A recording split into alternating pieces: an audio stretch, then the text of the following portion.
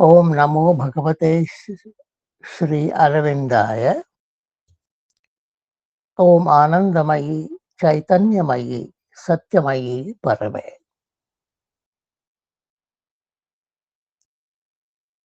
Om Tat Savituhu Param Rupam Jyotihi Parasya Dhimahe Yannaha Satyena Deepayet. Let us meditate on the most auspicious form of Savitri, the best form, which shall illumine us with its truth. சனிக்கிழமை தோறும் மாலை 4 மணி அளவில் நமது சென்னை கிளை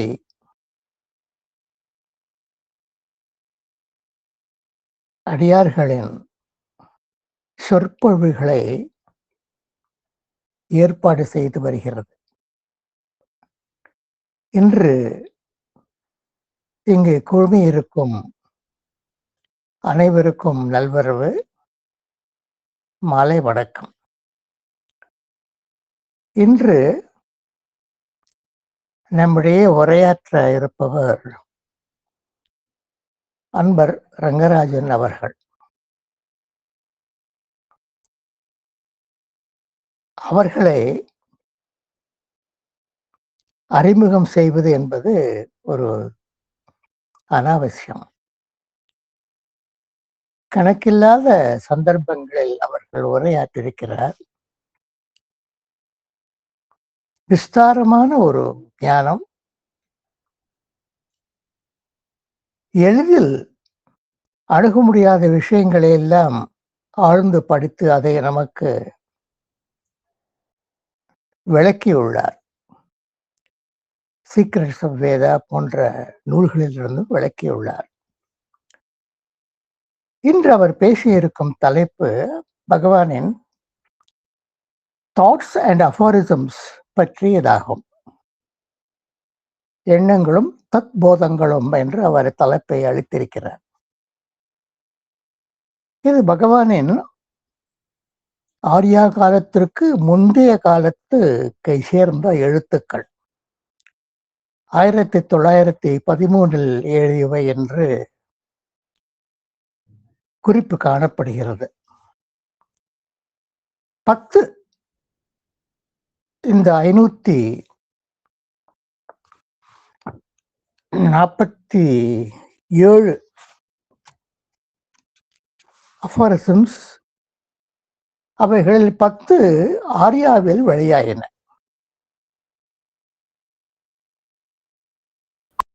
ஞானம், கர்மம், பக்தி என்ற வரிசையில் அவர் இந்த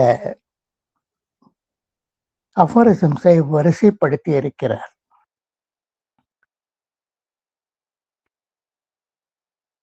என்னுடைய சார்பில், உங்களுடைய சார்பில் அன்பர் ரங்கராஜனை அன்புடன் அழைக்கிறோம். எங்களுக்கு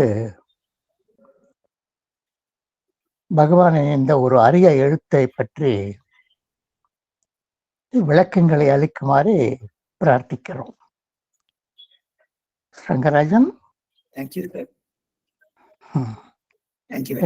The table belongs to you. Time belongs to you. We belong to you. Thank you, sir. Om Tatsavitur Varam Rupam Jyotihi Parasya Dhimahi Yannaha Satyena Deepayet. Om Tatsavitur Varam Rupam Jyotihi Parasya Dhimahi Yannaha Satyena Deepayet. Om Tatsavitur Varam Rupam Jyotihi Parasya Dhimahi Yannaha Satyena Deepayet. Let us meditate on the most auspicious good form of Savitri, on the light of the Supreme, which shall illumine us with truth. எல்லா விதமான கல்யாண குணங்களுடன் எல்லாவற்றிற்கும் அப்பால் உள்ள சாவித்திரியின் மீது நாம் தியானம் செய்வோமாக. அவர் நம்மை சத்தியத்தால் ஒளிரச் செய்வார். ஸ்ரீ அன்னையே சரணம், ஸ்ரீ அரவிந்தரே சரணம். உங்கள் அனைவருக்கும் எனது இனிய மாலை வாழ்த்துக்களும் நெஞ்சார்ந்த நன்றிகளும் ஐயா எம்.கே. சார் அவர்களுக்கும் சேர்ந்து. போன முறை நாம் பார்த்தது முதல் பகுதியில் தற்போத மின்னல்கள் என்று அப்பொழுது பழைய புஸ்தகத்தில் தமிழில் வந்திருந்தது. எனவே நானும் எண்ணங்களும் தற்போத மின்னல்களும் என்று சொல்லி அதன் பற்றிய பின்புலத்தை பார்த்தோம். ஐயா எம்.கே.ஆர். அவர்கள் சொல்லிய பிரகாரம் 1913 வருடம் பகவான் ஸ்ரீ அரவிந்தர் 552 இந்த தாட்ஸ் அண்ட் அஃபோரிசம்ஸ சிங்கிள் நோட் புக்ல எழுதியிருந்தார். அதுல ஒரு 10 இதை தாட்ஸ் அண்ட் கிளிம்சஸ் தனியா ஒரு சின்ன புஸ்தகமா வேற வந்திருக்கு. ஆரியாலையும் பின்னாடி வந்தது. ஸ்ரீ அன்னை அவர்கள் பிளே கிரவுண்ட்ல ஒரு புதன்கிழமை, வியாழக்கிழமை, வெள்ளிக்கிழமைன்னு சொல்லிட்டு 1956, 57, 58 எல்லாம் 1 hour ஏதோ ஒரு இதை எடுத்துட்டு விளக்குவார். அப்படி அவர் 1958 ஆரம்பிச்சு 1970 வரைக்கும் எல்லா இதையும் அன்னை அவர்கள் மிக அற்புதமாக விளக்கி இருக்கிறார். ஸோ போன தடவை 3 பார்த்தோம். அதை பார்க்கறதுக்கு முன்னாடி நம்ம இந்த ஸ்ரீ அரவிந்தோ சொசைட்டியோட முதல் செக்ரட்டரியும் ஸ்ரீ அன்னை அவர்களின் மறைவிற்கு பிறகு முதல் சேர்மனும் ஆகிய நவஜாதா பாயி அவர்களை பற்றி ஒரு 3 இன்சிடென்ட்ஸ் பார்த்தோம். அவருடைய இயற்பெயர் கேசவ் தேவ் பொத்தார் என்பதாகும். ஸ்ரீ அன்னையால் தேர்ந்தெடுக்கப்பட்டு அவர் ஆசிரமத்துக்கு சேர்ந்தவுடனே அவர் பேரை நவஜாதா, புதிய வாழ்வு என்று அன்னை அவர்கள் மாற்றியிருந்தார். அவருடைய 1 or 2 இன்சிடென்ட்ஸை பார்த்துட்டு நம்ம இந்த தாட்ஸ் அண்ட் அஃபோரிசம்ஸ்குள்ள நுழைவோம். அன்னை அவர்கள் நவஜாதாவிடம் இந்த மிஸ்டிக் எக்ஸ்பீரியன்ஸ், அது இந்த மாதிரி இதெல்லாம் சித்தியல், அதை பத்திலாம் சொல்றதுக்கு பதிலா நீ இந்த மாதிரி இங்க ஒரு பெரிய சித்த புருஷர் ஒருத்தர் இங்க இருக்கார் இந்த பாண்டிச்சேரியிலேயே, அவர் ஒரு பெரிய யோகி கூட, நீ போய் அவரை பார்த்துட்டு வா, ஒரு சில காலம் அவர் உனக்கு இந்த மிஸ்டிக் எக்ஸ்பீரியன்ஸ் பத்தி, சித்திகளை பத்தி தான் உனக்கு இது பண்ணுவார் என்று அனுப்புறார். சரின்னு சொல்லிட்டு நவஜாதா பாயி அந்த சித்த புருஷரை யோகியை பார்க்க போகிறார். அவர் இவரை பார்த்த உடனே என்ன மதர் அனுப்பிச்சாங்களா அப்படின்னு சொல்லிட்டு வாங்க உட்காருங்கன்னு சொல்லிட்டு பேச ஆரம்பிக்கிறார். இவர் நம்ம நவஜாதா பாயி அவர்கிட்ட முதல்ல சொல்றார், sir please tell me something by which I can collaborate in the help that you want to give me அப்படின்றார். அதுக்கு பட்டுன்னு அவர் பதில் சொல்றார், I don't care for your கொலாபரேஷன்றார். இவர் சரி வேற விதமா மாத்தி பேசி பார்ப்போம் அப்படின்னு சொல்லிட்டு, please tell me something by which I may not obstruct the help you want to give to me அப்படின்னு I am not bothered about your obstructions அப்படின்றார். இவருக்கு மேல என்ன சொல்றதுன்னே தெரியல. அதுக்கப்புறம் அவர் சில விஷயத்தை பேசிட்டு சாப்பிட வாங்கன்னு கூப்பிட்டாரு. அவர் நவஜாதா பாய் இல்லை அப்படின்னு சொல்லிட்டாரு. சரி அப்ப இன்னொரு நாள் பார்ப்போம், போயிட்டு வாங்கன்னு சொல்லிடுறாரு. நவஜாதா பாய் திரும்பி அன்னைகிட்ட நடந்ததெல்லாம் சொல்றா. அன்னை ரொம்ப கோவிச்சுக்கிறா. என்ன அவர் சாப்பிட கூட்ட இங்க சாப்பிட போக வேண்டியதானே அப்படின்னு சொல்லிச்சுட்டா. அவருக்கு என்ன சொல்றதுன்னு தெரியல. ஓகே பரவாயில்ல, அடுத்த தடவை பார்த்துப்போம் அப்படின்னு சொல்லிட்டா. அடுத்த தடவை அவர் போறார், நவஜாதா பாய் அந்த யோகிட்ட போறார். போன உடனே அவர் வரவேற்று இது பண்ணி அவர் சில அழகான விஷயங்கள்லாம் பேசிட்டு சாப்பிடலாமா அப்படின்னு கேட்டார். உடனே அவர் நவஜாதா பாய் ரெடியா காத்துட்டு இருக்கிறேன் அப்படின்னு சொல்லிட்டு சாப்பிடலாம் அப்படின்ட்டார். உடனே தலைவாழையில போட்டு நல்ல full fledged course of dinner, அது நல்லா சாம்பார் சாதம், ரசம் சாதம், பாயசம், தயிர் சாதம், பூட்டு, கருவிது, கொழுப்பு கருப்புன்னு போட்டு முடிச்சார்.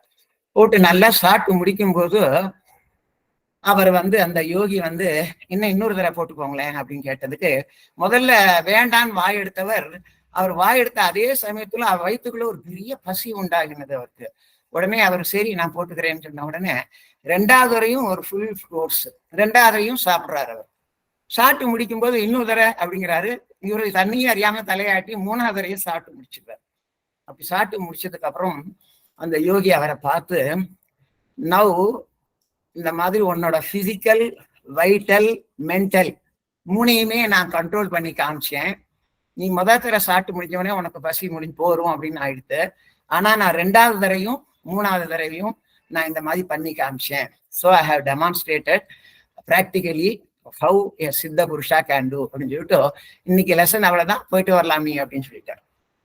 ஒரு பிரமிப்போட நவஜாதா பாய் நேரம் இங்க அன்னையை பார்க்க வரார். அன்னைய பார்த்து வந்து நடந்ததெல்லாம் சொன்ன உடனே அண்ணன் விழுந்து விழுந்து சிரிக்கிறார். அண்ணன் அப்படியா அப்படியான்னு சொல்லிட்டு விழுந்து விழுந்து சிரிக்கிறார். ஸோ நவஜாதா பாயோட எக்ஸ்பீரியன்ஸோட நம்ம இந்த தடவை தாட்ஸ் அண்ட் அஃபோரிசம்ஸ்குள்ள போவோம்.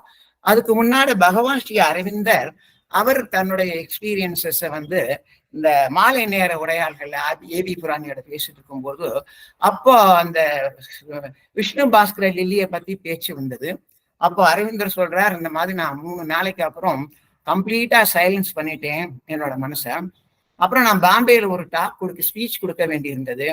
அதனால அந்த லில்லிகிட்ட கேட்டேன், எனக்கு மனசுல எந்த எண்ணமுமே இல்லை, நான் அங்க போய் எப்படி நான் டாக் கொடுப்பேன் அப்படின்னு கேட்டதுக்கு லில்லி சொன்னார், நீங்க அப்ப போன உடனே யூ ஜஸ்ட் ப்ரே அப்படின்னார். I have never prayed in my life, I do not know how to pray அப்படின்னு சொன்னேன். அதனால பரவாயில்ல, நீங்க அங்க வந்திருக்கிற ஆடியன்ஸ் எல்லாம் நாராயண ஸ்வரூபமா நினைச்சுக்கோங்க, நான் பாத்துக்கிறேன் அப்படின்னு சொல்லிட்டேன். அது பிரகாரமே பகவான் ஸ்ரீ அரவிந்தர் வந்து பாம்பேல டாக் கொடுக்க போகும்போது அவர் டாக் கொடுக்க ஆரம்பிக்கணும். அப்ப வந்து மேலேந்து அப்படியே மழை பொழியறது மாதிரி அவர் வந்து ஜனங்கள் எல்லாம் அங்க வந்து ஆடியன்ஸை பார்த்துட்டு இவர் சொன்ன மாதிரி நாராயண சுரூபமா நினைச்சுக்கிறாரு. அடுத்த நிமிஷம் மேலேந்து மழை பொழியறது மாதிரி அப்படியே வந்தது. அப்புறம் பகவான் இந்த இன்சிடென்ட்டை சொல்லி அப்ப சொன்னார், இந்த மாதிரி Vishnu Bhaskar Lele has demonstrated how a siddha purusha or a yogi can control others அப்படிங்கிறத நான் இது பண்ணிட்டேன்னு சொல்லிட்டு அதுக்கப்புறம் அந்த பாம்பேலேருந்து மறுபடியும் கல்கத்தா போற வரைக்கும் நிறைய லெக்சர்ஸ் ஸ்பீச்சஸ் கொடுத்துன்னு போறார். நம்ம அரவிந்த ஆசிரம்ல வந்து 100 சச் லெக்சர் முதல்ல அரவிந்தர் கொடுத்த லெக்சர் வந்து அவர் இங்கிலீஷ் ப்ரொஃபஸரா இருந்த போது அவர் மகாராஜா அந்த காலேஜில் கீக்வாடோட காலேஜில் ஆனுவல் இதுல ஃபர்ஸ்ட் லெக்சர் கொடுக்குறார். அதுலேருந்து ஆரம்பிச்சு நம்ம ஸ்ரீ அரவிந்தோ ஆசிரம்ல ஸ்பீச்சஸ் ஆஃப் ஸ்ரீ அரவிந்தோ அப்படின்னு சொல்லிட்டு ஒரு அற்புதமான ஒரு புத்தகம் வந்திருக்கு, வாங்கி படிச்சு பாருங்க. இப்போ நம் எண்ணங்கள் தற்போத மின்னல்கள் அதுக்குள்ள போவோம். இன்று நாம் முதலில் பார்க்க போவது அதாவது தாட்ஸ் அண்ட் அஃபோரிசம்ஸ் இந்த மதர். அதுக்கும் அரவிந்தர் தாட்ஸ் அண்ட் அஃபோரிசம் சின்ன புக் வந்திருக்கும், சின்ன இதுல நம்பர்ல கொஞ்சம் டிஃபரன்ஸ் வருது. நம்ம இப்ப பார்க்க போறது 60, 61, டைம் இருந்தா 59 பார்ப்போம். இன்னும் 60 இதை பார்க்க போறோம். 60வது thoughts and aphorisms according to the மதரோட இதுல தெர் இஸ் நோ மார்டாலிட்டி. அதாவது அரவிந்தரோட thoughts and aphorism, there is no mortality,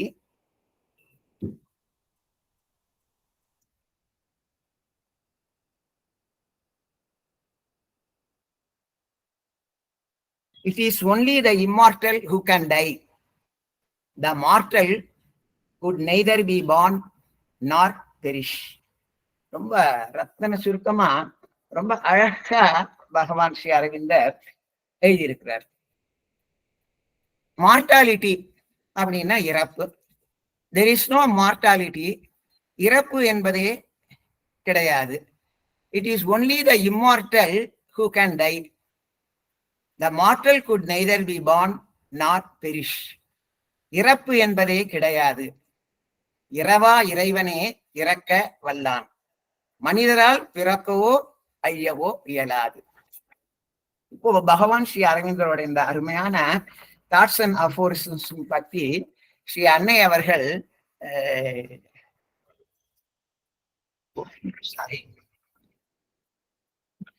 வலரி நடுவுல வருது.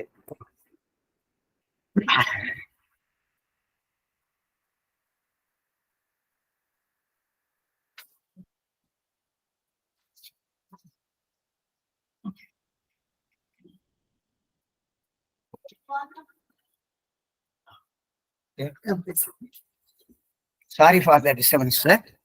இப்போ பகவான் ஸ்ரீ அரவிந்தர் வந்து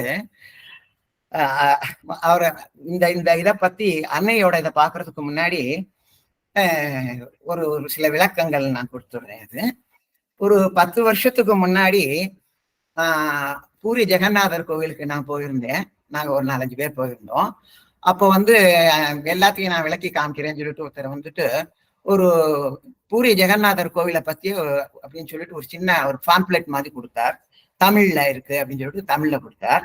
அது திறந்த உடனே பார்த்தா பூரி ஜெகநாதர் கோவில் சுருக்கமான விளக்கம் அப்படின்னு சொல்லி போட்டிருந்தது. சுருக்கமா சொல்றதுன்னா அதுதான் இந்த மாதிரி அஃபோரிசம்ஸ் அப்படின்னு சொல்லிட்டு, இந்த மாதிரி சூத்திரம் அப்படின்னு சொல்லிட்டு. விளக்கமா சொல்றது அப்படின்னா அதான் மதர் கொடுக்குறாங்க வியாகியானம் அப்படின்னு சொல்லுது. அப்போ இந்த சுருக்கமான விளக்கம் அப்படின்னு சொன்னாங்கன்னா அதை வந்து ஆங்கிலத்துல வந்து ஆக்சிமொரான் அப்படிம்பாங்க, தமிழ்ல வந்து முரண்தொடை அப்படிம்பார்கள்.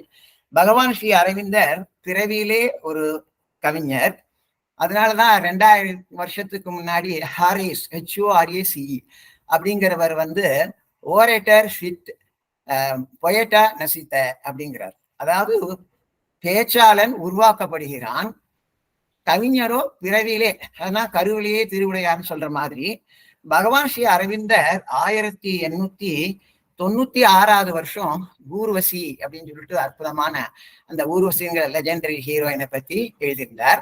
அதை பத்தி அதெல்லாம் உங்களுக்கு தெரியும். ஒரு 3 வருஷம் கழிச்சு 1899 வருஷம் the love and the death அப்படின்னு சொல்லிட்டு இன்னொரு லெஜெண்டரி ஹீரோயின் பிரியம்பதா அவரை பத்தி. ஊர்வசி அது நமக்கு எல்லாருமே தெரியும், அந்த ஆகாய லோகத்தை தேவலோகத்தை சேர்ந்த நாட்டிய ராணி. இவ வந்து பிரியம்பதா வந்து நாகலோகத்தை சேர்ந்த கண்ணி. அவளும் ரூரு அப்படிங்கிற இளவரசன் மீது இது பண்ணதை காதல் கொண்ட இதை பத்தி இது பண்றார். பகவான் ஸ்ரீ அரவிந்தர் வந்து இந்த லவ் அண்ட் டெத் அப்படிங்கிறத இதை வந்து அவரோட அண்ணா மன்மோகன் சிங், அவர் மன்மோகன கோஷ, அவர் தான் இவரை வந்து நல்லா 3 பேரும் ஒன்னா தானே இங்கிலாந்துல படிச்சுட்டு இதெல்லாம் பண்ணாப்பா, நீ நன்னா கவிதையெல்லாம் எழுதுறா அப்படின்னு சொல்லிட்டு ஊக்குவிச்சது. ஸோ அவர் வந்து இந்த லவ் அண்ட் டெத்தை வந்து அண்ணாக்கு சமர்ப்பணம் சொல்லிட்டு அமைச்சிருந்தார். அவர் அதை படிச்சுட்டு என்ன அற்புதமா எழுதியிருக்கிற, நீ ரொம்ப உனக்கு எதுக்குடா இந்த பாலிடிக்ஸ் எல்லாம் அப்படின்னு சொல்லிட்டு கோச்சின் லெட்டர் கூட போய் எழுதினதாக அவர் சொல்றார். சோ பகவான் ஸ்ரீ அரவிந்தர் இந்த ஆக்சிமொரான ரொம்ப அழகா, அதாவது ஆண்டோனிம் அப்படின்னு நம்ம சொல்றோம் இல்லையா, அதாவது குட் அண்ட் பேட் இந்த மாதிரி ஆப்போசிட்டா இருக்கிறது ஆண்டோனிம்னு. இந்த முரண்தொடையில வந்து அதை ரொம்ப அழகா கோத்து சொல்லி இது பண்ணியிருப்பார். அது நீங்களும் அப்கோர்ஸ் உங்களுக்கு எல்லாரும் தெரியும். சாவித்திரியில ஒரு இடத்துல ரொம்ப அழகா வருது. அது வந்து பேஜ் வந்து 337வது பேஜ். அதுல லைன்ஸ் வந்து 110லேருந்து ஆரம்பிச்சு 134 வரைக்கும் இந்த ஆக்சிமொரான் தான் போட்டு ரொம்ப அழகா எழுதுறார். A strange antinomy is his nature's rule. A riddle of opposites is made his shield. Freedom he asks, but needs to live in bonds. He has need of darkness to perceive some light, and need of grief to feel a little bliss. He has need of death to find a greater life. இதுதான் beauty. அந்த இடத்துல பார்த்துக்கோங்க. He has need of death to find a greater life. All sides he sees and turns to every call. He has no certain light by which to walk. His life is a blind man's buff, a hide and seek. He seeks himself, and from himself he runs. Meeting himself, he thinks it other than he. அப்படின்னு ஆரம்பிச்சு a giant ignorance surrounds his lore அப்படின்னு ஆக்சிமொரானை போட்டு பட்டையை கிளப்பி முடிச்சுடுறார் அவர் அரவிந்தர். So இப்போ now அரவிந்தரோட அற்புதமான இந்த there is no mortality, it is only the immortal who can die. The mortal could neither be born nor perish அப்படிங்கிறதுக்கு அன்னை அவர்கள் கொடுத்திருக்கிற விளக்கத்தை பார்ப்போம். அந்த விளக்கத்தை கொடுக்க ஆரம்பிக்கும் போது ஒரு சாதகர் கேள்வி கேட்கிறார். அதுக்கு வந்து மதர் வந்து அழகான விளக்கம் கொடுக்குறாங்க. இது 4th May 1961. Does a being carry his mental, vital and physical experiences from one life to another? மதர்கிட்ட கேட்கிறார். அதுக்கு மதர் வந்து இந்த தாட் ஆஃப் அஃபோரிசம்ல இந்த மார்டாலிட்டி இம்மார்டாலிட்டி பத்தி வந்திருக்கு. இந்த கேள்வி கேட்கறவெல்லாம் ரொம்ப வருஷமா சாதகரா இருப்பதனால அவர் வந்து ஸ்ட்ரெயிட்டா வேற ஒரு ஆங்கிள் இருந்து அப்ரோச் பண்றார். அதுக்கு மதர் விளக்கம் கொடுக்கிறார். Each case is different. It all depends on the degree of the individual's development in his different parts and on how well these parts are organized around the psychic center. The more organized the being, the more consciously lasting it becomes. We can say in a general way that each person brings into his present life the consequences of his previous lives, without, however, preserving the memory of these lives. அப்போ டெத்துங்கிறது continue ஆகிறதா இல்லையா, அதற்கெல்லாம் அழகான answer இதுல கிடைச்சிட்டு இருக்கு நமக்கு. Apart from a few very rare exceptions, only when you are united with your psychic being and become fully conscious of it, do you obtain at the same time the memory of past life, which the psychic preserves in its consciousness. Otherwise, even in those who are most sensitive, these memories are fragmentary, uncertain, and intermittent. Most often, they are hardly recognizable and seem to be nothing more than indefinable impressions. And yet, a person who knows how to see through appearances will be able to perceive a kind of similarity in the sequence of events in his life. இதுதான் mother இந்த particular இதுக்கு விளக்கம் கொடுத்திருக்கிறார். இப்போ நமக்கு என்ன, இப்போ அரவிந்தர் என்ன சொல்ல வரார், என்ன இந்த இதுல நம்ம என்ன புரிஞ்சுக்கிறோம் அப்படிங்கிறத ரெண்டு விஷயத்துல நமக்கு ஈஸியா புரிஞ்சுக்கலாம். ஒண்ணு December 22, 2022 all India magazine mortality அப்படிங்கிறத பத்தி ரொம்ப அற்புதமா வந்திருக்கு. நீங்க ஆராம்சே அது பார்த்து எடுத்து படிங்கோ. அது அரவிந்தரும் அன்னையும் இந்த மார்டாலிட்டி அண்ட் இம்மார்டாலிட்டியை பத்தி சொன்னதெல்லாம் ரொம்ப அற்புதமான விளக்கம். அதை பார்த்தீங்கன்னா எல்லா டவுட்டும் உங்களுக்கு புரிஞ்சு போயிடும். இன்னொன்னு, பகவத்கீதையில ஸ்ரீ கிருஷ்ண பரமாத்மா அர்ஜுனனை பார்த்து சொல்றது, அது அப்கோர்ஸ் எல்லாருக்கும் உங்களுக்கு எல்லாம் தெரிஞ்சிருக்கும். பகவத்கீதை 2வது சாப்டர்ல 22வது ஸ்லோகம், வாசாம்சி ஜீர்ணானி யதா விஹாய நவானி கிருஷ்ணாதி நரோ அபராணி. வாசாம்சி ஜீர்ணானி யதா விஹாய நவானி கிருஷ்ணாதி நரோ அபராணி. நம்ம புதுசா சட்டையெல்லாம் போட்டுக்கிறோம். ஏற்கனவே இருந்த சட்டை பழசா போயிடுத்து, கிழிஞ்சு போயிடுத்து, அதையுமா போட்டுக்குவோம், தைச்சி எல்லாம் போட்டுக்குவோமா, அதெல்லாம் இல்லை, தூக்கி போட்டுறோம் இல்லையா. அது மாதிரி ஏ ததா ஷரீராணி விஹாய ஜீர்ணான் யன்யானி சம்யாதி நவானி தேஹி. அதே மாதிரி இந்த உடல் பழசா ஆன உடனே அந்த உடலை களைஞ்சிட்டு இன்னொரு உடலுக்கு அந்த இது ஆத்மா போயிடுறது அப்படிங்கிறார். பழைய ஆடைகளை புறக்கணித்து புதிய ஆடைகளை ஒருவன் அணிவதை போன்றே பழைய உபயோகமற்ற உடல்களை நீக்கி புதிய உடல்களை ஆத்மா அணிகிறது அப்படின்னு சொல்லிட்டு, இப்ப பகவத் அரவிந்தரோட தாட் அண்ட் அஃபோர்ஸும் அதுக்கு மதர் கொடுத்த விளக்கம், அதுக்கு மேல இன்னொரு சில விளக்கம் கொடுக்கறதா இருந்ததுன்னா, அன்னையே வேறொரு இடத்துல என்ன சொல்றா, நம்ம இப்ப போட்டு இருக்கோம் இல்லைங்களா, அதாவது நம்ம இந்த உடல் இருக்கு இல்லையா, அது ராசு, அது ஒரு சுருக்கு பை போன்றது அப்படின்ற. அன்னை எக்ஸாக்டா சுருக்கு பைன்னு சொல்லல, நான் சொல்றேன். எதுக்கு இந்த மாதிரி சுருக்கு பை அப்படின்னு சொல்றேன் அப்படின்னா, என்னுடைய இளம் வயதில் இந்த சைல்டு இருக்கும்போது ராமநாதபுரத்துல நான் பிறந்தேன். அங்கதான் SSLC வரைக்கும் அங்கதான் படிச்சுட்டு இருந்தேன் நான். அங்க எங்க எங்க இல்லத்துக்கு காலையில பொன்னம்மான்னு ஒரு பால்காரி பால் கொண்டு வருவா. மத்தியானம் பக்கத்துல ஒரு சிறிய கிராமம் புதக்கோட்டைன்னு, அங்க இடைச்சீரை எல்லாம் நிலைஞ்சது. அங்கேருந்து பேச்சின்னு ஊத்தி மோரு தயிர் எல்லாம் கொண்டு வருவா. அப்புறம் வீட்டிலேயே ஒரு வேலைக்காரி மங்களம்னு சொல்லிட்டு காலையிலயும் சாயந்தரமும் மத்தியானம் 3 வேலை எல்லாத்தையும் பண்ணிட்டு போடுவா. இவாள்லாம் ஒவ்வொருத்தரும் இடுப்புல சுருக்கு பைன்னு ஒண்ணு வச்சிருப்பா. அந்த சுருக்கு பையை எடுத்து பார்த்தோம் அப்படின்னா அதுல வெத்தலை, பாக்கு, சுண்ணாம்பு அது இருக்கும். அப்புறம் அந்த காலம், அதனால காலனா அரையனா, இந்த காலனாலேயே ஓட்ட காலனால வேற இருக்கும் அது. அப்புறம் உரணா, அப்புறம் இந்த மாதிரிலாம் இருக்கும் அது. அப்புறம் ஒரு சாரி கொத்து இருக்கும், அவன் வீட்டு சேரி இதெல்லாம் சேர்ந்தது. அன்னை அவர்கள் சொல்கிறார், நம்மளுடைய இந்த பாக்குற கண்ணுக்கு தாப்புல தேகம் அந்த சுருக்கு பை போன்றது, அதுக்குள்ள layers, planes and planes of consciousness இருக்கு அப்படின்னு அது எல்லாம் உங்களுக்கே தெரியும். ஸோ இந்த அன்னமயமான தேகத்துக்கு உள்ளுக்குள்ள அதை இயக்குவது பிராணமயமான தேகம், வைட்டல். இந்த அன்னமயமான தேகத்தையும் பிராணமயமான தேகத்தையும் இயக்குவது மனோமயமான தேகம்.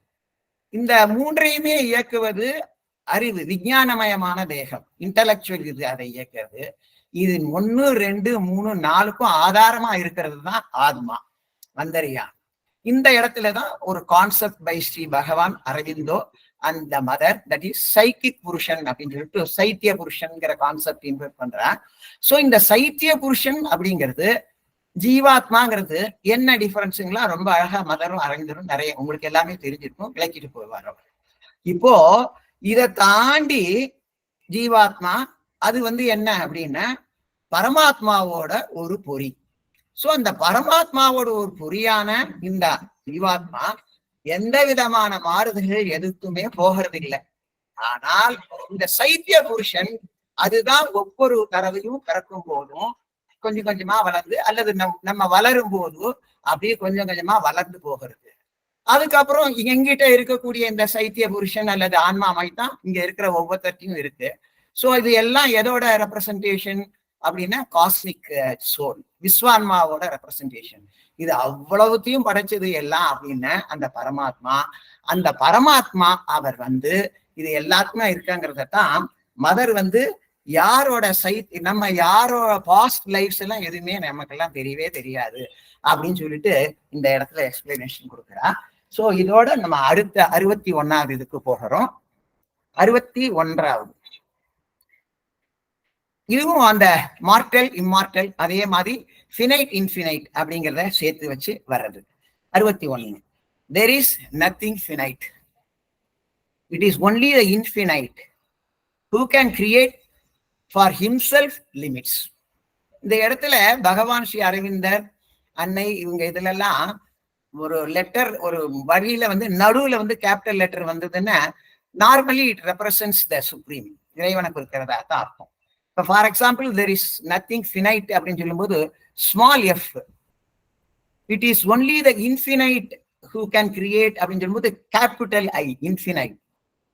ஃபார் ஹிம்செல்ஃப் சொல்லும்போது capital I himself limits. The finite can have no beginning nor end, for the very act of conceiving its beginning and end declares its infinity, small I small infinity. அப்போ finite அப்படிங்கிறது வரையறுத்தல், முடிவு அல்லது இறுதி அப்படின்னு வச்சுக்குவோம். அப்படி பார்த்தா முடிவு என்பதே வரையறுக்கப்பட்டது என்பதே கிடையாது. எல்லையற்ற இறைவனே அவனுக்காக முடிவுகளை உருவாக்க இயலும். வரையறுக்கப்பட்ட மனிதனுக்கு ஆரம்பமோ முடிவோ கிடையாது. ஏனெனில் ஆரம்பம் என்பதை கருத்தரிக்கும் போதே while conceiving itself அதன் ஆரம்பமும் முடிவும் அதன் எல்லையற்ற தன்மையை பறைசாற்றும். சோ இது தாட்ஸ் அண்ட் அஃபோரிசம்ஸ்ல அரவிந்தர் இந்த 60 61 ரெண்டையும் சேர்த்து ஒன்னா வச்சுடுறார். ஆனா மதர் இந்த தாட்ஸ் அண்ட் அஃபோரிசம்ஸ்ல எக்ஸ்பிளனேஷன் கொடுக்கும்போது ரெண்டா பிரிச்சுட்டு இந்த மாதிரி எக்ஸ்பிளனேஷன் கொடுக்குறார். இப்போ மதரோட எக்ஸ்பிளனேஷனுக்கு போகிறதுக்கு முன்னாடி நம்மளுடைய மிக அற்புதமான மனிதர் மாதவ் குண்டலிக பண்டிட் எம்பி பண்டிட்ஜி அவர்கிட்ட வருவோம். மாதவ் குண்டலிக பண்டிட் அரவிந்தர் அன்னை ரெண்டு பேருக்குமே ரொம்ப இது பண்ணுவேன். அவரோட பப்ளிகேஷன்ஸ்லாம் தீப்தி பப்ளிகேஷன்ஸ் கீழே வந்திருக்கு. 150 புஸ்தகங்களுக்கு மேல எழுதியிருக்கார் அவர். அதுல ஒரு அற்புதமான தீப்தி பப்ளிகேஷனோட புஸ்தகம் எபிகிராம்ஸ், அப்போ அதோட இம்பார்ட்டன்ஸ் அப்படின்னு சொல்லிட்டு போட்டு காமெண்ட்ரிஸ் ஆன் எபிகிராம்ஸ் இன் சாவித்ரி. எபிகிராம் விதை வரிகள், சீட் லைன். அதுல அந்த என்டையர் 23,367 சொச்சம் பகவான் அரவிந்தர் எழுதியிருக்கிறார் இல்லையா சாவித்ரியில. அதுல விதை போன்ற வரிகளை எடுத்து அதுக்கு ரொம்ப அற்புதமாக எக்ஸ்பிளனேஷன் கொடுத்திருக்கிறார். அது ரொம்ப ஷார்ட் வரி, ஒரு வரி, அதுக்கு 2, 3, 4க்கு மேல அவர் போக மாட்டார். அவர் அதுதான் எம்பி பண்டிட்ஜியோட ஒரு கிரேட்னஸ். நம்முடைய அன்பர் திரு தனசேகரன் அவர்கள் ஆல்மோஸ்ட் ஒரு மாசமாக ஸ்ரீ ஆரோமீரா இதற்கு கீழே டெய்லி ஒரு 2 அல்லது 3 எபிகிராம்ஸ் எடுத்து அழகா அப்படியே எம்பி பண்டிட்ஜி எழுதுமா எழுதியிருக்கார். இந்த எபிகிராமுக்கு அவர் என்ன எழுதுறாருன்னு பார்ப்போம். இந்த எபிகிராம் இந்த பர்டிகுலர் இதுன்னு இல்லை, அது நான் அதை விளக்குறதுக்காண்டி நான் ஒரு இன்னொரு சாவித்ரி இல்ல இருக்கிற ஒரு லைனு, அதுதான் அந்த line book 2 the book of the traveller of the worlds, canto 4 சிறிய உயிர்களின் சாம்ராஜ்யங்கள். அதுல வந்திருக்கிற லைன் ரொம்ப அற்புதமான line. In the beginning is prepared the close. இதுதான் இந்த 2 தாட்ஸ் அண்ட் அஃபோர்சிங்ஸ் ரொம்ப அழகா விளக்கிடும்னு நினைக்கிறேன். உங்களுக்கு பை திஸ் டைமே முடிஞ்சிருக்கும். இந்த beginning is prepared the close அப்படிங்கிறது தான் சாவித்ரி லைன். அந்த எபிகிராமுக்கு எம்பி பண்டிட்ஜியோட விளக்கத்தெல்லாம் படிக்கிறதுக்கு முன்னாடி, அதாவது ரொம்ப வருஷங்களான்னு வச்சுக்கோங்களேன், இப்பதான் அவர் இதெல்லாம் படிக்கிறேன் எபிகிராம் கிடைச்சது. நான் என்ன நினைச்சுட்டு இருந்தேன்னா, நம்ம எல்லாரும் இங்க இருக்கிறவா எல்லாரும் மெஜாரிட்டி ஆஃப் ஹிந்துஸ் சொல்றதைத்தான் நானும் நினைச்சுட்டேன். அது என்னன்னா, நம்ம பிறக்கும் போதே நம்ம தலையில வந்து பிரம்மா எழுதிடுறார், பிரம்ம லிபி அப்படின்னு சொல்லிட்டு. அப்போ எப்ப பிறக்க போறோம், என்ன படிக்க போறோம், யார கல்யாணம் பண்ணிக்க போறோம், எவ்வளவு வருஷம் வாங்க போறோம், எப்ப இறக்க போறோங்கிறதெல்லாம் ஏற்கனவே எழுதிட்டார். அந்த பிரம்ம லிபியெல்லாம் யாராலையும் மாத்தவே முடியாது அப்படின்னு சொல்லிட்டு தான் நானும் ஆரம்பத்துல இருந்தே அப்படிதான் நினைச்சுட்டு இருந்தேன் நானு. சோ அந்த மாதிரி இந்த beginning is prepared the close அப்படின்னு நினைச்சுட்டு இருந்தேன். ஆனால் அப்படி கிடையாது. ஏன்னா பகவான் ஸ்ரீ அரவிந்தரும் சரி, ஸ்ரீ அன்னையும் சரி, ரொம்ப தெளிவா 2 சிச்சுவேஷனை காமிக்கிறாங்க. அந்த 2 சிச்சுவேஷன்லயும் உங்களோட என்டையர் கர்மா மாற்றி எழுதப்படுகிறது அப்படிங்கிறாங்க.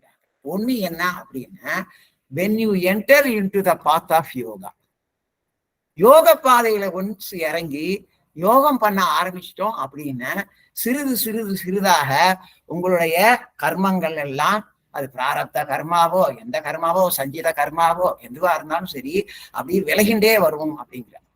2வது, அன்னைக்கு ரொம்ப ரொம்ப பிடிச்ச ஒரு அற்புதமான வாக்கியம், டிவைன் கிரேஸ் சொற்றொடர். அதை பத்தி அன்னை எவ்வளவு எழுதியிருக்காங்க இல்லையா?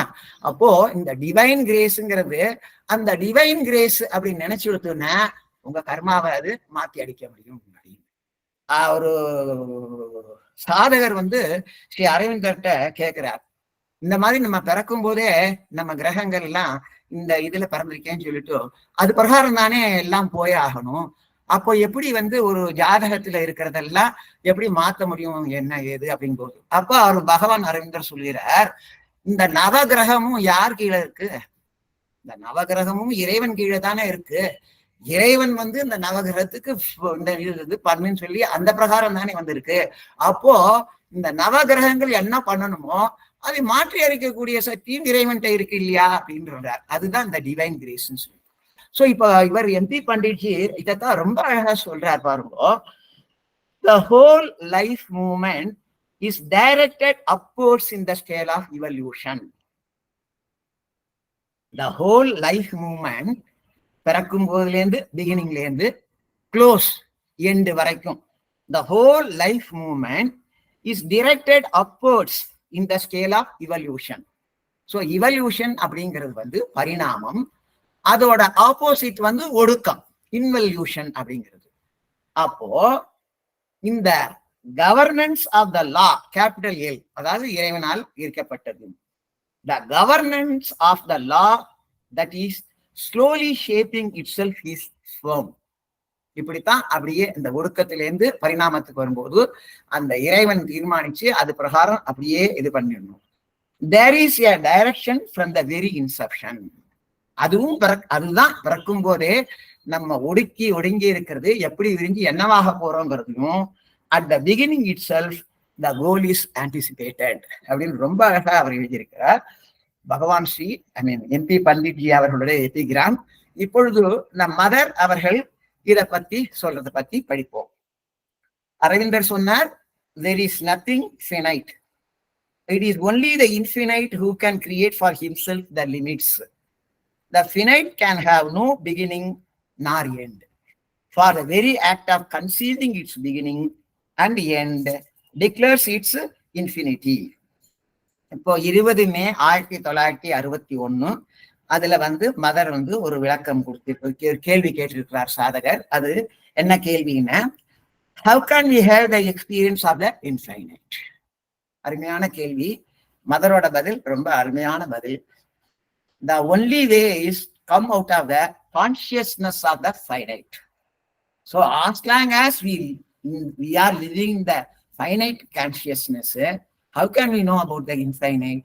So if you come out of the infinite consciousness of the finite, you can definitely come out this. அப்புறம் மதர் ரொம்ப அழகா சொல்றா பாருங்க, it is in the hope of achieving this, அதாவது இன்ஃபினிட்டில நுழைஞ்சு இன்ஃபினிட்ல போகிறதுக்கு, that all yogic disciplines have been developed and undertaken from time immemorial until now. That's beauty. Much has been written on this subject. நிறைய வால்யூமினஸா இருக்குமா, ஆனால் but little has been done. Only a very small number of individuals have so far succeeded in escaping from the finite to plunge into the infinite. அதனாலதான் பகவானோட, அரவிந்தரோட, அன்னையோட யோகம் பூரண யோகம், perfection, பூரண யோகம். And yet, as Sri Aurobindo has written, the infinite alone exists. Infinite alone exists. இறைவன் மொத்தம் தான் இருக்கிறார். Only the falsehood of our superficial perception makes us believe in the existence of the finite. அதனாலதான் பகவான் ரொம்ப தெளிவாக எழுதுகிறார். There is nothing finite. It is only the infinite who can create for himself limits. The finite can have no beginning or end. For the very act of conceiving its beginning and end declares its infinity. So, இது ரெண்டாவது ரொம்ப அற்புதமான ஒரு இது. அந்த original இதுல வந்து ரெண்டும் சேர்ந்து ஒன்றா வந்து இருக்குது. ஒரு எல்லாமே ஒரு நீங்க ரிப்பீட் பண்ணி மேல மேல மேல பார்க்கும்போது உங்களுக்கு ரொம்ப ஆச்சரியமா இருக்கும். பகவான் ஸ்ரீ அரவிந்தரோட தாட்ஸ் அண்ட் அஃபோர்ஸும் எப்படி ஒரு தற்போத மின்னல்கள், ஒரு மின்னல் மாதிரி ஒண்ணு சொல்லிட்டு போறாரு அவரு. அது என்ன அது என்ன, அதுக்கு பகர் கொடுத்திருக்கிற விளக்கம் அதெல்லாம் ரொம்ப அற்புதமா இருக்கு. அதுல வந்து ஒண்ணு என்ன அப்படின்னு சொல்லி இந்த தாட்ஸ் அண்ட் அஃபோர்ஸம்ஸ் பத்தி அப்படின்னா, அது வந்து ஒரு 1 hour கூட ஒரே ஒரு டாபிக்கை பத்தி பேசலாம். அந்த அளவுக்கு ஒரே ஒரு வார்த்தை எடுத்துன்னு கூட பேசலாம். அவ்வளவு அற்புதமா இந்த தாட்ஸ் அண்ட் அஃபோர்ஸம் பத்தி நிறைய இருக்கு. அது இப்போ நான் one more, I think I have got under 10 minutes more நினைக்கிறேன். சோ அடுத்தது ரொம்ப அற்புதமானது. அது இந்த தாட்ஸ் அண்ட் அஃபோர்ஸம் இதை இப்போ நம்ம படிக்க போறது வந்து வால்யூம்ஸ்ல எழுதலாம். பாருங்க அவர் என்ன எழுதுறார் அரவிந்தர். 59 thoughts and aphorisms. One of the greatest comforts of religion is that you can get hold of God sometimes and give him a satisfactory beating. People mock at the folly of savages who beat their gods when their prayers are not answered, but it is the mockers who are the fools and the savages. விளக்கமே தேவையில்லை, அவ்வளவு அற்புதமான இது. மறுபடியும் ஒரு தடவை படிச்சுட்டேன். One of the greatest comforts of religion அப்படின்றாரு. கடவுளை வந்து நம்ம திட்டலாம், வெய்யலாம், எல்லாம் பண்ணலாம் அப்படின்றார். அதனாலதான் அவர் வந்து அவர் மகாகவி பாரதியார் வந்து கண்ணனின் சேவகன் அப்படின்றார். யாராவது அந்த மாதிரி எல்லாம் நினைச்சுப்பாங்களா? நம்ம வந்து அவனுக்கு ஊழி காலமும் வி ஆர் செல்விங் என்றால் அப்படிங்கும் போது அவர் வந்து கண்ணனின் சேவகன் சொல்லிட்டு ரொம்ப அதை பத்தி பேசிட்டே போகலாம். அவ்வளவு அற்புதமா அவர் எழுதுறாரு. இப்ப வந்து அன்னையோட அருமையான விளக்கம்.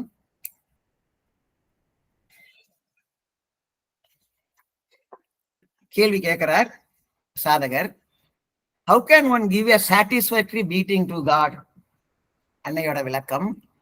Religion always tends to make God in the image of a man, a magnified and aggrandized image. But in the end, it is always a God with human qualities. This is what makes it possible for people to treat him as they would treat a human enemy. In some countries, when their God does not do what they want, they take him and throw him into the river. அப்படின்னு சொல்லிட்டு போறார். அப்புறம் வந்து அடுத்த கேள்வி. இது வந்து mother வந்து இந்த கேள்விக்கு வந்து ஓரலா ரிப்ளை பண்ணியிருக்காங்க. அதை வந்து அப்புறமா அதை எழுதிய மதத்தை காமிச்சுட்டு இது பண்ணி எழுதியிருக்காங்க. அடுத்த கேள்வி. But are these idols not merely human creations? Do they have any existence in themselves? மதரோட விளக்கம். Whatever the image, what we disdainfully call an idol, whatever the external form of the deity, even if to our physical eye it appears ugly or commonplace or horrible, a caricature, there is always within it the presence of the thing it represents. And there is always someone, a priest or an initiate or a sadhu or a sannyasi, who has the power and who draws, this is usually the work of the priest, who draws the force, the presence within. Okay, it is real. It is quite true that the force, the presence is there, and it is that, not the form of wood or stone or metal which people worship. It is the presence. But people in Europe do not have this inner sense, not at all. For them, everything is like a surface, not even that, just a thin outer film with nothing behind. So they cannot feel it. And yet it is a fact that the presence is there. It is an absolutely real fact, I guarantee it. Another question. Many people say that the teaching of Sri Aurobindo is a new religion. Would you say that it is a religion? இதுதான் ரொம்ப ரொம்ப அற்புதமான பார்க்க வேண்டிய விஷயம். People who say that are fools, who do not even know what they are talking about. நெத்தி அடியே அடிச்சுட்டாங்க mother. Arvind ஆரம்பிச்சிருக்கிறது வந்து ஒரு புதிய ரிலிஜன் அப்படின்னு சொன்னான்னா அவ என்ன பேசுவோம் அப்படிங்கிறத அவளுக்கு தெரியல அப்படின்ட்டார் mother. You only have to read all that Sri Aurobindo has written to know that it is impossible to base a religion on his works, because he presents each problem, each question in all its aspects, showing the truth contained in each way of seeing things.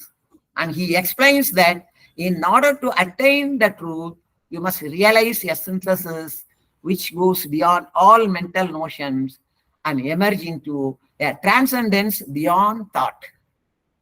So, the second part of your question is meaningless. Besides, if you had read what was published in the last bulletin, you could not have asked this question. Last புல்லட்டின்ல Mother ரொம்ப அற்புதமா எழுதியிருக்காங்க. One of த தர்ஷன் இதுல இது வந்து கொடுத்துருக்காங்க. அது what Sri Aurobindo represents in the world's history is not a teaching, not even a revelation. It is a decisive action direct from the Supreme. Bulletin of Sri Aurobindo International Center of Education, April 1961, page 169. I repeat that, mother மேல continue பண்றாங்க அந்த அந்த சாதகத்துக்கு.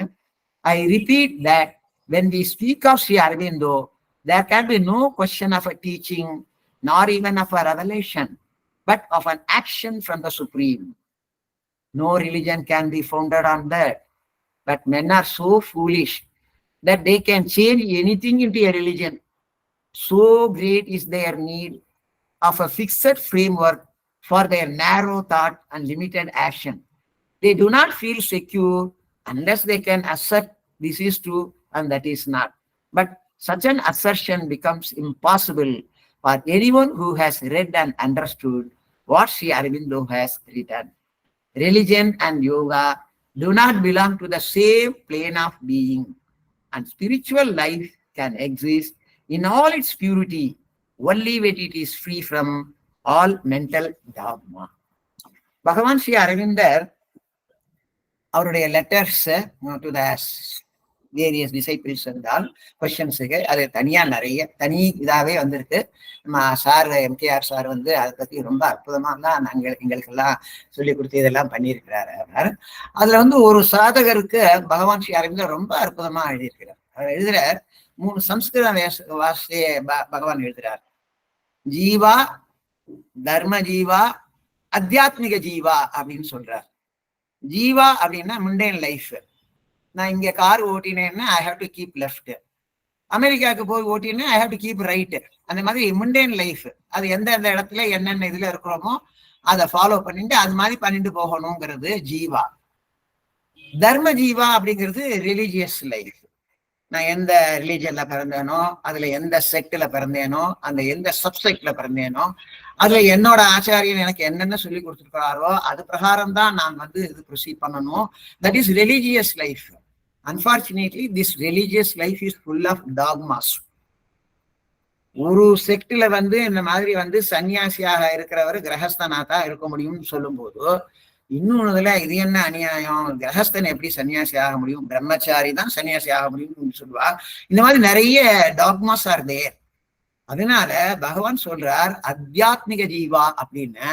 நம்மளோட அந்தர்யாமி, நம்மளுடைய ஜீவாத்மா, நம்மளுடைய இறைவனோட ஒரு புரி நம்மகிட்ட இருக்கு இல்லையா, அது இறைவனை என்ன கட்டளையிட்டானோ அது பகாரம் போகிறது அப்படின்னு தெரிஞ்சுன்னு பண்றதுதான்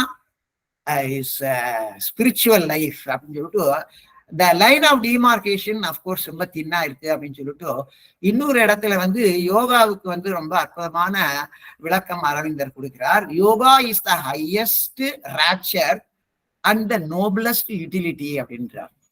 ஏன் ஹையஸ்ட் ராப்சர் அப்படின்னா, யோகா அப்படிங்கிற சம்ஸ்கிருத சொல்லுக்கு ஒன்றுதல் அப்படின்னு தான் பேரு.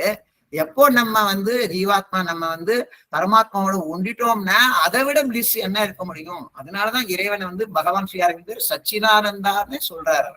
சத்து சித்து ஆனந்தம், சச்சிதானந்த ஸ்வரூபம் சச்சிதானந்தா அப்படின்னு. அப்போ இது நோபலஸ்ட் யூட்டிலிட்டின்னு என்ன அப்படின்னா, நம்ம மனிதனாக பிறந்ததுக்கு காரணமே இதுதான் அப்படின்னு ரொம்ப அற்புதமா சொல்றார். இன்னும் நிறைய பேசிட்டே போலாம் போல இருக்கு, ஆனா டைம் முடிஞ்சு போயிடுதோ. சோ ஆரம்பிச்ச இடத்துக்கே நான் மறுபடியும் வரேன். ஓம் தத்சவிதுர் வரம் ரூபம் ஜோதிஹி பரஸ்ய தீமஹி என்னஹ சத்யேன தீபயே. Let us meditate on the most auspicious good form of Savitri, on the light of the Supreme, which shall illumine us with the truth. எல்லா விதமான கல்யாண குணங்களுடனும் எல்லாவற்றுக்கும் அப்பால் உள்ள சாவித்திரியின் மீது நாம் தியானம் செய்வோமாக. அவர் நம்மை சத்தியத்தால் ஒளிரச் செய்வார். அன்னையே சரணம், அரவிந்தே சரணம். Thank you very much. Thank you, sir. Thank you, everybody. Thank you, sir.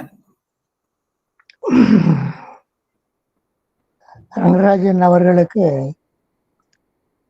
சௌகரியம் இருந்தால் அன்பர்கள் சில கேள்விகளை கேட்க விரும்பினால் கேட்கலாம் அல்லவா?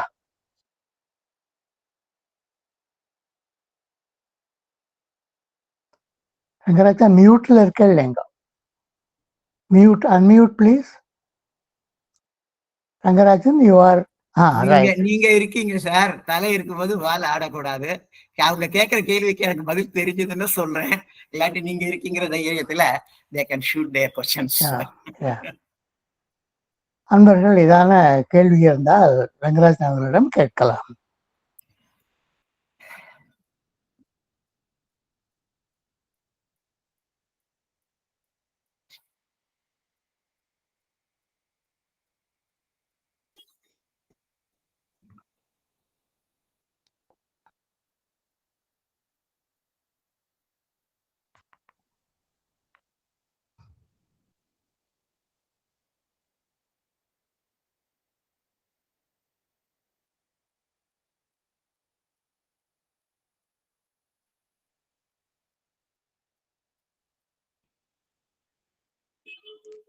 எஸ்மா ப்ளீஸ் சொல்லுங்க.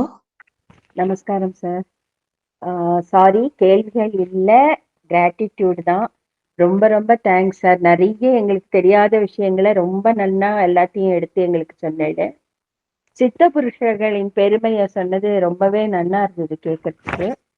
அப்புறம் அந்த பேஜ் நம்பர் 337 சாவித்திரியில 110 134 வரிகள் ஆக்சிமோரான்ஸ் எப்படி ஸ்ரீ அரவிந்தர் சொல்லியிருக்காருங்கிறது முன்னாடி சாதாரணமா படிச்சிருந்தேன். இப்ப நீங்க சொன்னப்புறம் அதை படிச்சப்போ அதோட இன்னும் நல்லா இருந்தது அந்த லைன்ஸ். அப்புறம் நம்ம how he arrange our thoughts around psychic பீயிங்னு சொல்லிட்டு சுருக்கு பையோட ஒரு இதையும் சொன்னேன் எக்ஸாம்பிள். ஆனா அந்த சுருக்கு பை அவளோடது ரொம்ப லைட்டா இருக்கும், ஈஸியா டக்குன்னு இடுப்புல சொல்லிக்கிற மாதிரி. நான் நினைக்கிறேன் நீங்க அந்த மாதிரி திங்க் பண்றீங்க. நம்ம நிறைய விஷயங்கள் எல்லாம் சேர்த்துக்காதிக்கு லைட்டாவும் சுருக்கமாவும் நம்மளுடைய மென்டல் பைய வச்சுக்கணும்னு அதை நான் கெஸ் பண்ணினேன். அப்படியே அது தப்பா சரியா தெரியல. எபிகிராமுக்கு விதை வரிகள்ங்கிற தமிழாக்கம் எனக்கு இதான் இன்னைக்கு தான் புதுசா தெரிஞ்சுது. அது ரொம்ப அற்புதமா இருந்தது சார். ஒவ்வொரு விதைக்குள்ளும் ஒரு மரம் அமைதியா காத்திருக்கிறதுன்னு நம்ம படிச்சிருக்கோம். அது எனக்கு இந்த டைம்ல ஞாபகம் வந்தது. அண்ட் இந்த பிகினிங் இட் ப்ரிப்பேர் த க்ளோஸ்னு சொன்னீங்க, அது எந்த பேஜ்னு சொல்ல முடியுமா சார்? அந்த அது சொன்னேன் நினைக்கிறேன். பேஜ் நீங்க சொன்னீங்க, பேஜ் நம்பர் சொல்ல கேண்டோ சொல்ல குயிக்கா நான் போயிட்டேன். நம்பர் நம்பர் நோட் பண்ணுங்க. அப்பதான் book of the traveller of the வேர்ல்ட்ஸ்ல 343வது பக்கம் தான் போட்டிருக்கேன். Line okay sir. It's okay. அந்த பேஜ்ல நான் படிச்சுக்கிறேன் ஆமா, சார். அந்த பேஜ்ல Thank in you, the beginning thank you. is prepared the close. And கர்மாவை மாற்றி விடலாம்னு நீங்க சொன்னீங்க அன்னையோடைய அருள்னால. அது ரொம்ப ரொம்ப உண்மை. அதை நீங்க சொல்லிட்டு இருக்கும்போது அந்த நவகிரகமும் இறைவனிடத்தில் தானே உள்ளது அப்படிங்கும்போது எனக்கு வந்து ஒரு செஸ் போர்டோட இமேஜினேஷன் வந்தது. அப்புறம் வந்து கடவுள் நினைச்சா எந்த காயினை எந்த பக்கமும் டக்குன்னு மாத்தி வச்சுடலாம்னு சொல்லிட்டு அந்த மாதிரி தோணித்து. அண்ட் நீங்களும் நிறைய தடவை அரவிந்த காயத்ரி சொன்னாலே, எம்கேஆர் சாரும் சொன்னாரு. கேட்க கேட்க ரொம்ப அற்புதமா இருந்தது sir. Thank you so much. So nice of you, madam. Thank you very Thank much. you, sir.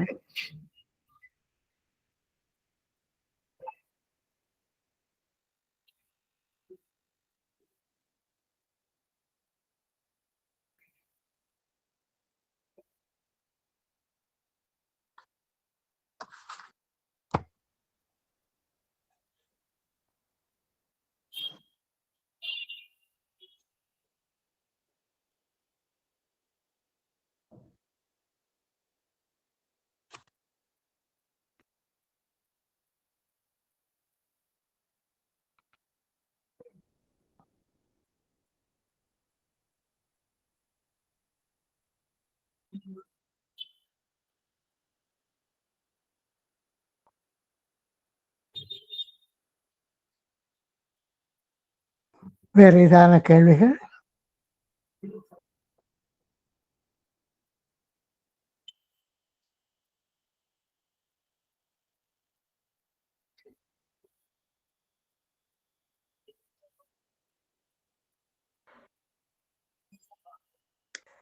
ஒரு அருமையான சொற்பொழிவை என்று கேட்டோம். வழக்கம்போல் எங்கே இருந்தெல்லாம் தடயங்களை சேகரித்தேன் என்பதை விவரங்களையும் ரங்கராஜன் ஒளிவு மறைவின்றி நமக்கெல்லாம் அளித்தார். மதருடைய விளக்கங்கள் volume 10 collected works, all India magazine, December 2022, Savitri வரிகள் 337 பக்கம் எட்ஸெட்ரா எல்லாம் சொன்னார். அவர் கூறிய விளக்கங்கள் எல்லாவற்றையும் நாம் அவரை சிந்தித்து பார்த்து நன்கு உள்வாங்கிக் கொள்ள வேண்டும். சில புத்தகங்களில் நம்பர் வித்தியாசப்படலாம். இந்த தாட்ஸ் அண்ட் அஃபாரிசம் நம்பர், இந்த 61 ஃபார் எக்ஸாம்பிள், அதுல 4 சென்டென்ஸ் இருக்கு ஒரு எடிஷன்ல. அது முழுக்க 61ஆக அது கூறப்பட்டாலும் அதைத்தான் என்றவர் எடுத்துக்கொண்டு முதல் 2 வாக்கியங்கள் 60 என்றும் பிறகு 2 வாக்கியங்கள் 61 என்றும் விளக்கிவிட்டு பிறகு 60 என்று குறிக்கப்பட்டு 59ஆம் நம்பரையும் அவர் விளக்கிறார். கடவுளை எப்படி சில பேர் வெறுக்கிறார்கள், வெறுத்துவிட்டு சாதாரண மனிதனை போய் கடவுளையும் கருதி கொண்டு அந்த ஒரு பிரதிமைகளை, சிலைகளை கடலிலோ பெருகும் நீரிலோ வீசி விடுகிறார்கள் என்றெல்லாம் கூற விளக்கினார். அரிய பேச்சை கேட்டோம். அவர்களுக்கு நம்முடைய சார்பில் மனமார்ந்த நன்றி. இந்த சத்சங்கம் இத்துடன் முடிவடையும். அன்னையினுடைய பிரார்த்தனை கீதைகள் இசைத்த பிறகு இந்த சத்சங்கம் முடிவு பெறும்.